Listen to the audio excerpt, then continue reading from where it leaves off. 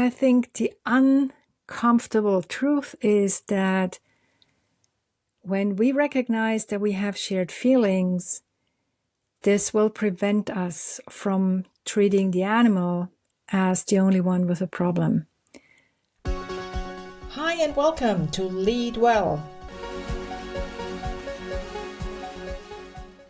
Are you sharing feelings with others?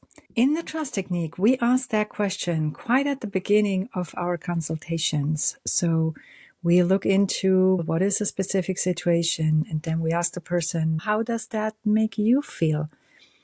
And looking back, it's interesting because I used to live with 3 different horses, Chio, and then Serena, her daughter, and Maggie, my last mare.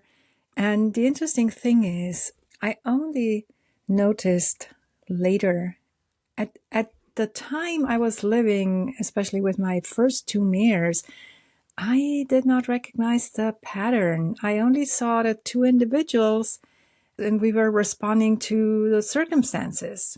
But now I really wonder whether something else was happening, whether a feeling had become part of our relationship itself. And so what are shared feelings? So in a trust technique consultation, as I said, this is one of the very first questions. And initially I only asked because I had to, because it's part of the structure. And the deeper significance really only became clear to me later. And it's not a claim that humans and animals experience exactly the same emotion, because we cannot know the other's inner experience, not even another human being's inner experience. But when we look for possible parallels, this shared feeling can probably be seen in how we respond to pressure, what are the needs and sensitivities, and also recurring emotional themes, and also situations that activate both nervous systems. And sometimes, especially with horses, is the horse that gets frightened first. And in some situations is the person that spooks. And the interesting thing is that the relationship changes when the circumstances change. And so it's not so much that I want to prove that my animal feels what I feel, but the question is what becomes visible when I consider the possibility. And with my first mare, Chio, as I mentioned before, there was this longing for freedom. It was so powerful. And whenever the boundaries disappeared, so for example, when we went on a trail ride, neither of us simply relaxed into that freedom, but we tended to break through the limits and sometimes literally running. And Chio later moved to a yard that offered much more freedom for her, 24/7 pasture. And roughly at the same time, my own life also changed, and my need to fight against the restrictions became less intense. And the interesting thing is our relationship also changed. So freedom, this idea of not having enough freedom probably no longer seemed to control our relationship. So a possible interpretation is we no longer needed to act out that feeling. And that is why we could find another way to coexist, another way to build our relationship and love each other.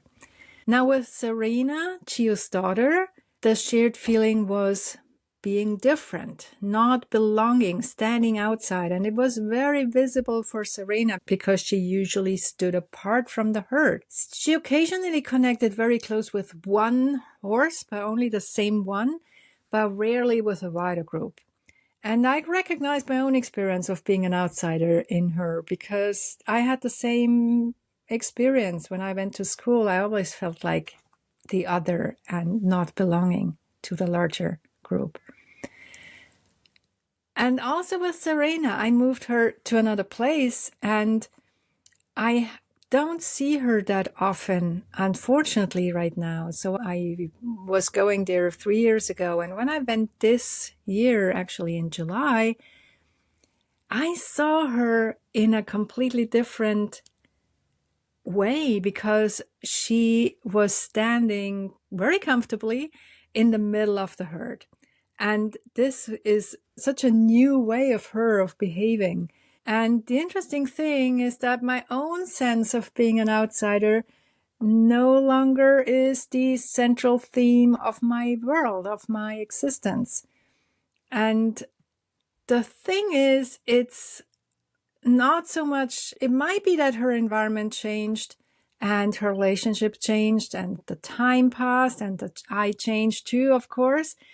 I think the important insight is that neither of us had to remain inside the identity through which I once understood us.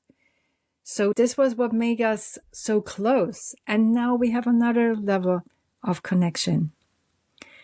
And with my latest mare, Maggie, we shared the feeling of resignation. So initially, Maggie was probably living with significantly physical pain before anyone recognized it, me included. And what looked like resignation to me might have been connected to her body that no longer expected improvement, no longer expected a life without pain. And I carried my own form of resignation, also connected to difficult events and a sense of having little influence, also with Maggie, because everything I tried to do, everything I tried to train her up, everything I tried to better the situation, at the end didn't work out. And eventually I recognized her physical problems and I could respond more fully to her needs.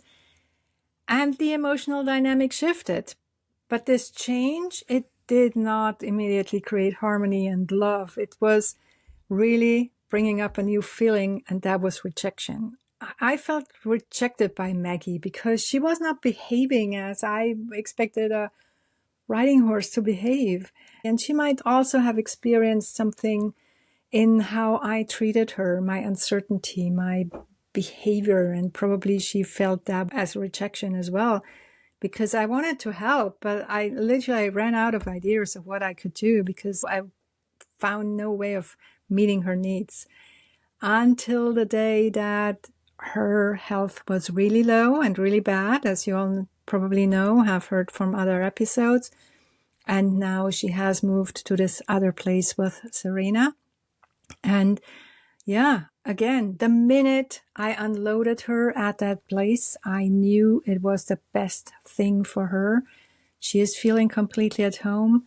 And of course, I have been working on my feeling of rejection as well, because as a coach, that's also what I do. I'm getting coaches to work with me. And this rejection also stopped defining our relationship. And acceptance now became possible. And what really was almost like a revelation for me is that it happened in one moment. It happened at the moment I unloaded her from the trailer. I think the uncomfortable truth is that when we recognize that we have shared feelings, this will prevent us from treating the animal as the only one with a problem. And so the usual question that we are asking is, what happened to this animal? Why is this? What is this behavior? And how can I stop this behavior? Now gets this additional question of what happens inside me when we are together. And it does not mean that we cause the animals difficulties, because in the trust technique, we say we have 3 ways of sharing feelings. So it's either me having that feeling and the animal picking it up, or the animal coming with the feeling and I pick it up, or we have something we call life attraction. So it's almost like, an underlying feeling that we're both having because of everything that had happened in our lives. And so animals have their own bodies and pain and histories and genetics and learning experiences and environments. But we are also part of their environment. So our attention, our expectations, the attention that we're giving them, and the habitual responses that we use when they do something, that also affects the relationship. And because now I no longer have one of my horses close to me, Serena and Maggie, both living in that wonderful place, which is very far from me, I have started observing the same phenomenon of shared feelings with humans. And the question to explore really is, what feeling repeatedly emerges between us two people? Could both be feeling unseen, or could both fear rejection while creating distance, or could both feel control while trying to control the interaction?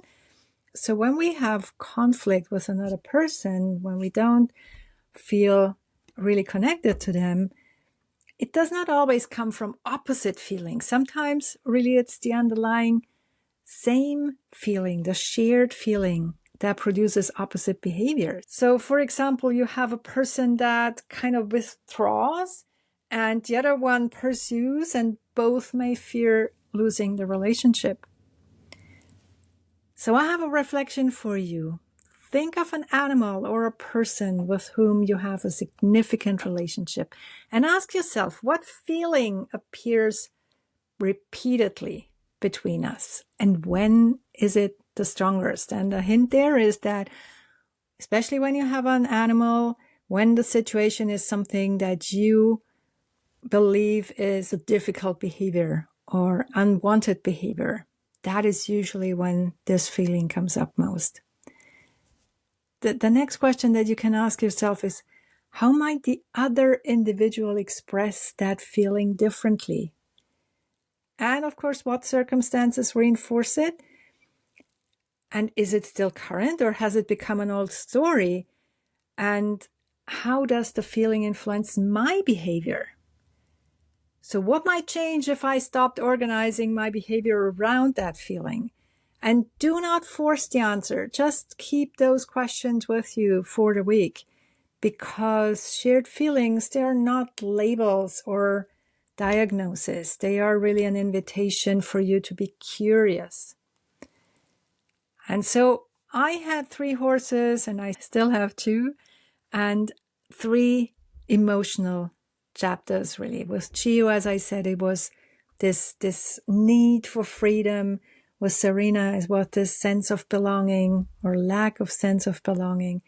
And with Maggie, it was resignation and rejection, and finally acceptance. And I cannot prove exactly what each horse felt, but the questions still helped me understand each relationship differently and each personality or horse personality differently. And a relationship always contains more than 2 separate personal stories. Sometimes there is this third story involved, and that is a story that's created between us. Bye for now. This was Lead Well. Now, what is the one thing that you're taking away from this episode? Please share in the comments below, and do share the podcast with your friends and family, but only if you like it.